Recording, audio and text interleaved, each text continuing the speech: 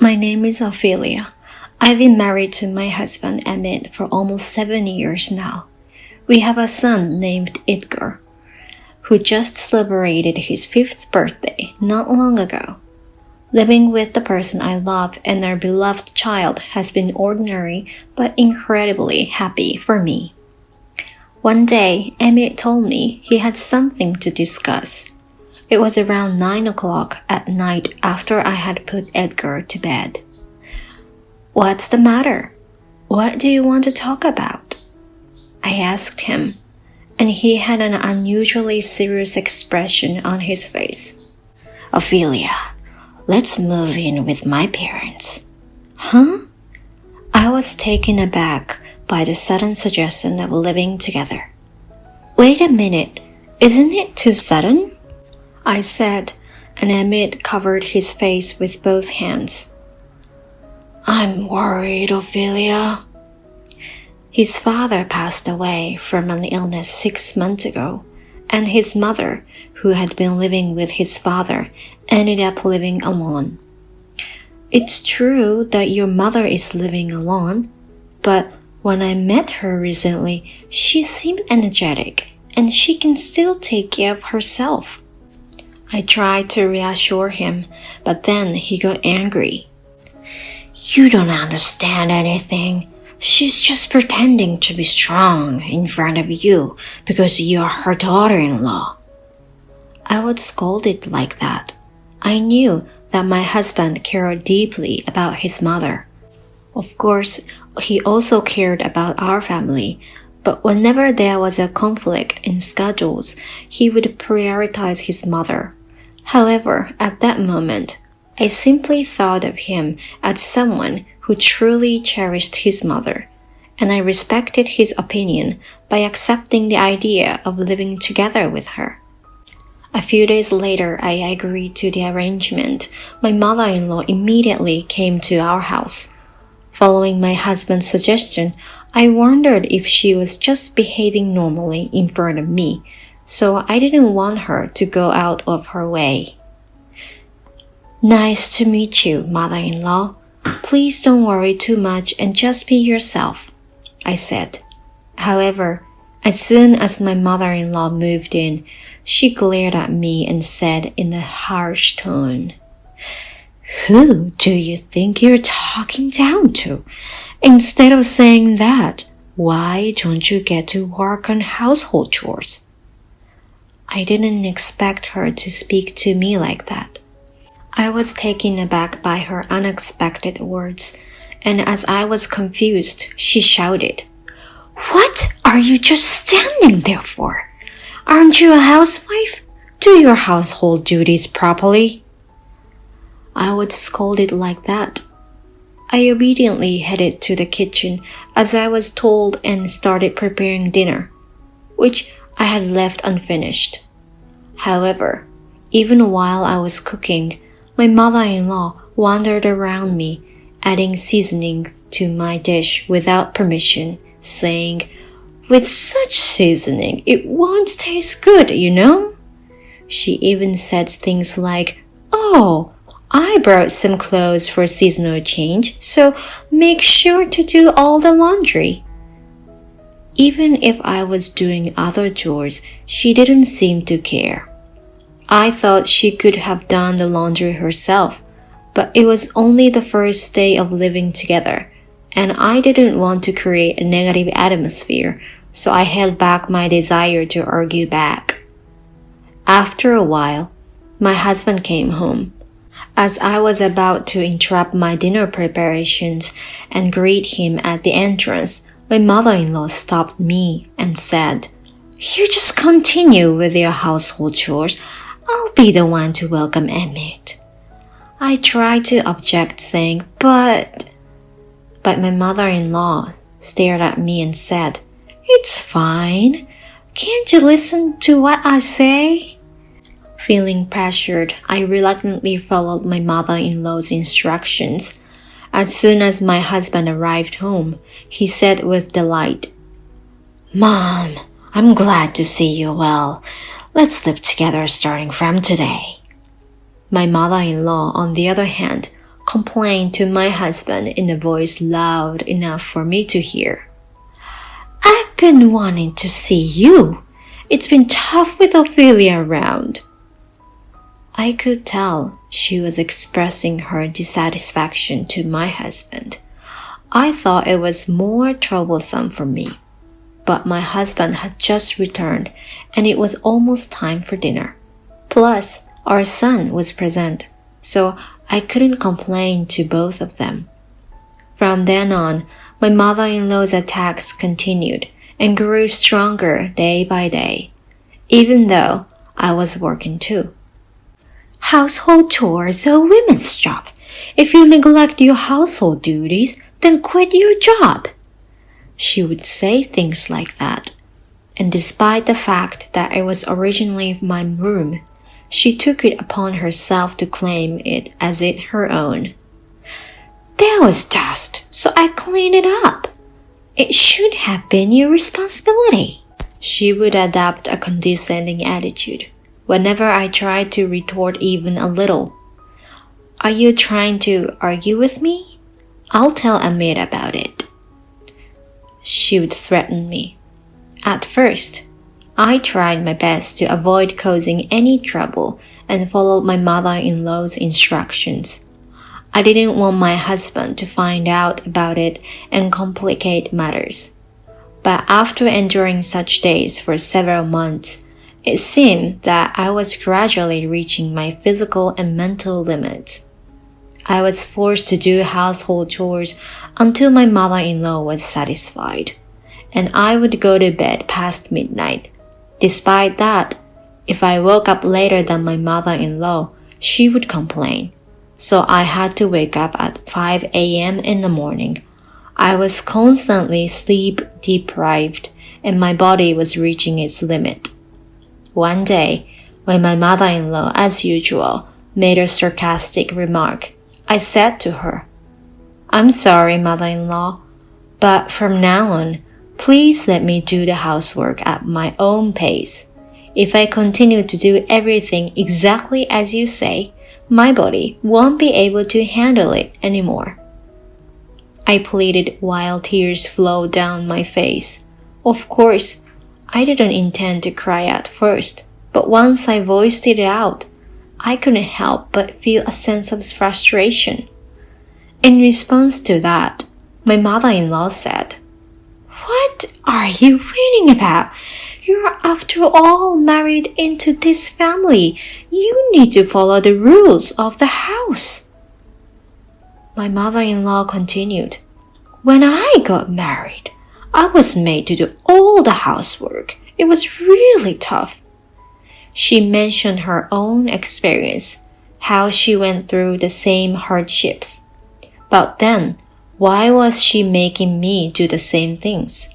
Shouldn't she refrain from doing things she didn't like when she went through them herself? I pondered over these thoughts, but I knew it would be futile to say anything. So I finally made up my mind to discuss it with my husband. To be honest, I never intended to consult my husband before. I didn't want to sour the atmosphere between us, and after all, my mother-in-law was his mother. It felt a bit awkward to speak ill of someone's own mother in front of them. However, I couldn't bear it any longer. That night, I decided to talk to my husband before going to bed. I went to his room and broached the subject. "You know, it's about your mother."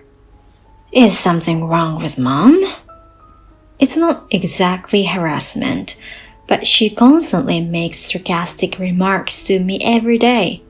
I've reached my limit, and I was hoping you could say something to her as well." I explained everything up until now, hoping that he might come up with some solutions for me.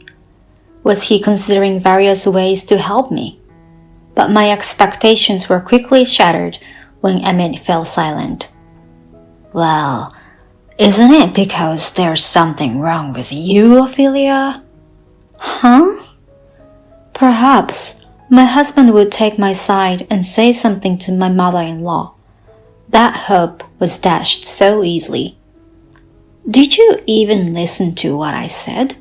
Your mother constantly throws sarcastic remarks at me every day. Well, it's your fault for not being able to fulfill Mom's request, isn't it? Mom is going through a hard time without Dad, so don't stress her out any further. With those words, my husband took my mother-in-law's side instead of mine. He wasn't considerate of his parents. He simply had a strong attachment to his mother. Since then, my husband's attitude drastically changed. Perhaps because I spoke ill of my mother-in-law, he became colder towards me while being even kinder to her than before. When I cooked a meal, "This is so tasteless, I can't eat it.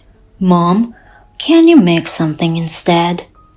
he would ask my mother-in-law to prepare something else, and when he ate what she made, "As expected, Mom's cooking is the best. I wish I had a capable wife like her." They would laugh together, my husband and mother-in-law. I would silently endure such situations on my own, while my son Edgar, observing me, would ask, "Mom, are you okay?" He was only 5 years old. To think that he had become a kind child who understands others' feelings made me happy to the point of tears. However, my husband and mother-in-law's behavior continued to escalate. "You're just a daughter-in-law, so listen to what I say," my husband, siding with my mother-in-law, would say. "I married a useless woman like you. Show some gratitude." Honestly, it was unbearable. There were countless times I wanted to escape, but when I thought about Edgar, I couldn't do it. Was it fair for me to separate this child from his father based on my own selfish desires? With that in mind, I couldn't make the choice to leave the house. However, on one particular day, when I finished work and went to pick up Edgar from daycare and return home, the house was pitch dark. It was strange because my mother-in-law would always have something to say as soon as I arrived. Thinking that, I went to the living room and found a letter placed there. "I'm going on a trip with Mom. Don't get in the way."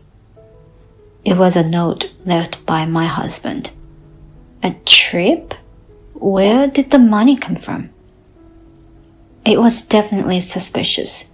My husband's salary wasn't that high, and ever since my mother-in-law came to live with us, our living expenses had been piling up, and we were far from having any surplus. So, a trip. With that thought in mind, I called my husband. I made several calls, and finally he picked up. "What? I told you not to disturb us." My husband's voice clearly sounded annoyed. "Hey, what's this about a trip with your mother? Where are you going?" I asked him that, and he replied, "Hawaii. Mom has been wanting to go there for a while." He said it with a satisfied tone. "Did you use your savings for that? Or hard-earned money?" I desperately held back my anger as I asked him, but my husband calmly responded, "Our savings? Well, your mother has been dipping into it here and there since she came." He said it as if it was no big deal. "Are you joking?" In a hurry, I went to my husband's room and checked the bank book. Our savings, which should have been close to $40,000, had dwindled to less than $5,000. "Hey, what is this? Why would you do something like this without consulting me?" I couldn't help but raise my voice in anger. "Answer me! Did you use the money from here for the trip?" Perhaps my angry voice was hard as my mother-in-law picked up the phone. "You're so loud. What is it?" I'm asking where you got the money for the trip. Are you talking about the travel expenses? I cashed in Edgar's education savings plan. What? My mind went blank. She cashed in Edgar's, my son's education savings plan. Over the phone, my mother-in-law said, "Well?" and happily chatted with my husband.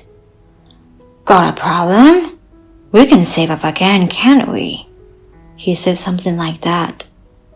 That money was saved for Edgar's future. Besides, it wasn't only me contributing to the education savings plan.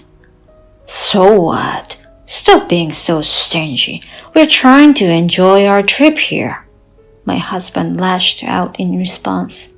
Furthermore, just so you know, we've already spent it all. Even if you scream about it, the money won't come back. You better work hard and save up again. And with that, he unilaterally hung up the phone. I couldn't take it anymore. At that moment, I made up my mind to divorce my husband, and I swore in my heart that I would get revenge on my husband and mother-in-law, no matter what. A few days later, mother-in-law and husband returned home from their trip. It was so much fun. Mom, let's go again. Two of them were happily chatting. Seeing them like that, I approached and spoke up. I have something to talk about. Upon hearing that, my husband let out a sigh, seemed annoyed.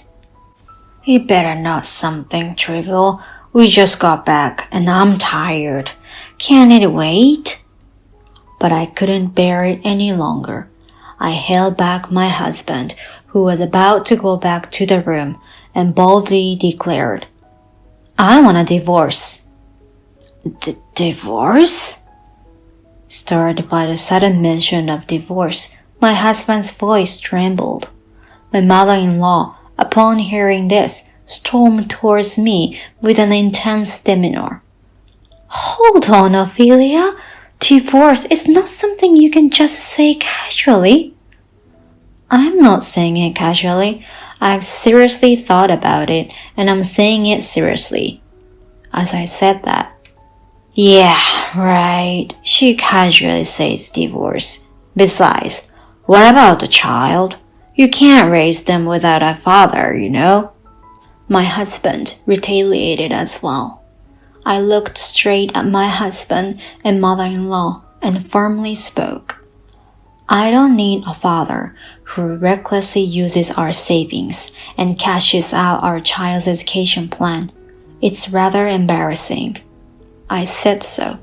Perhaps my husband and mother-in-law didn't expect me to say such things. My husband started trembling and mother-in-law seemed like she had something to say. Facing the two of them, I declared, I'm serious. Tomorrow, I'm leaving with Edgar. Saying that, I headed towards Edgar's room to pack our things. From then on, I didn't speak to my husband or mother-in-law. I spent the night with my son's room. I told my son, starting tomorrow, it will be just Mommy and me living in Grandma's house. When I said that, he responded with more joy than I had imagined. Living with Grandpa and Grandma? Yay! He was happier than I expected. But the next day, when I woke up, there was commotion coming from the entrance. I cautiously stepped out Edgar's room, only to find several of my husband's relatives inside the house. Wait, what's going on? As I voiced my confusion, everyone turned their attention towards me. Then, one of them shouted at me out of the blue. Ophelia, you can't just casually say divorce. After all, Edgar is here too. Furthermore, another person said, Admit it's working hard for you and Edgar. Don't run away with divorce just because things don't go your way. I couldn't understand why I was being blamed in this situation. It made no sense to me. Then my mother-in-law chimed in. Ophelia, do you dislike me that much? I have cared for you as if you were my own daughter. She deliberately said it with an affected tone. Emmett, upon seeing my mother-in-law, added, Mom, I feel the same way. I've been working hard for Ophelia's sake. He tried to evoke sympathy with his words. Witnessing all of this, the other relatives started consoling the two of them. I couldn't comprehend what was happening and could only stand there, bewildered. And then my husband glared at me and said, Rethink the divorce. Ah, I see now. He created this situation to prevent me from divorcing him. He went so far as to call his relatives and put on this ridiculous act. Thinking about it, it seemed absurd and laughable. A smile intentionally escaped my lips, and one of the relatives asked, What's so funny? I apologized quickly, saying, Oh, sorry, I couldn't help but found it amusing. Let me explain the reason behind my decision for divorce. With that, I told them everything. The relentless bullying from my mother-in-law since she moved in, my husband not standing up for me and joining in the verbal abuse, secretly depleting our joint savings, and even canceling our son's education fund to go on a trip to Hawaii with his mother. After finishing my explanation, the faces of the relatives were filled with anger. In contrast, my husband and mother-in-law, who had been exposed, grew increasingly pale. Hey, what's going on? When my husband's uncle asked, other relatives chimed in. This doesn't match what we heard. No, well, you see, Ophelia is just lying. My husband began to speak. But then I showed my uncle the bank book that had been more than half depleted by the two of them. This is evidence of the money my husband and mother-in-law used. As I explained, my uncle started trembling with anger. You've got to be kidding me. What a disgrace! He shouted and scolded my husband and mother-in-law severely. Other relatives joined in, expressing their anger towards my husband and mother-in-law. Right there on the spot, they made my husband fill out the divorce papers and even drafted an agreement stating that he would repay the misused money, the canceled education fund, and future child support for our son. We're truly sorry for the behavior of our family members. My husband's uncle and the other relatives repeatedly bowed their heads and apologized to me. I headed straight to the courthouse and successfully divorced my husband, Edgar. I was able to return to my parents' house. Then, based on the agreement, I officially hired a lawyer. My husband, who was terrified of the impending lawsuit, used up all his savings and even took on debt to make sure he paid me back. He has also agreed to pay the child support for our son in the future. My husband and mother-in-law have been abandoned by their relatives, and they are still living quietly as just the two of them. They can't afford a comfortable life due to the debt, and I heard that even my mother-in-law had started working. On the other hand, I returned to my parents' house and have been able to raise my child freely with their support. My son receives abundant love from my parents, and he seems happy every day. When my son grows a little older, I will tell him the truth. But until then, I want to savor this happiness and live each day to the fullest.